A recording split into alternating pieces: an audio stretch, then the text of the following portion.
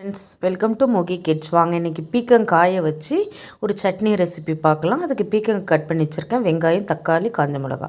இப்போ case on பண்ணிவிட்டு ஒரு கடாயை வச்சுக்கோங்க. 2 ஸ்பூன் எண்ணெய் ஊற்றிக்கோங்க. ஃபஸ்ட்டு காஞ்ச மிளகாவை போட்டு வறுத்துக்கலாம். எல்லாத்தையும் தனித்தனியாக வறுத்து எடுத்துக்கலாம்.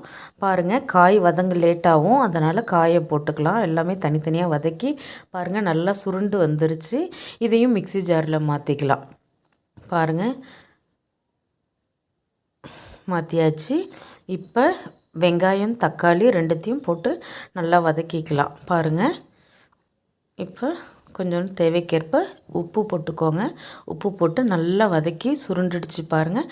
இப்போ இதையும் மிக்ஸி ஜாரில் மாற்றிக்கலாம். மாற்றிக்கிட்டு பாருங்கள், பீக்கங்காய் சட்னி சூப்பராக தயாராகிரும் பாருங்கள்.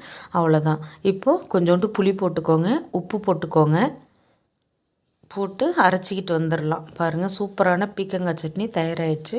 இந்த வீடியோ பிடிச்சிருந்தால் லைக் பண்ணுங்கள்.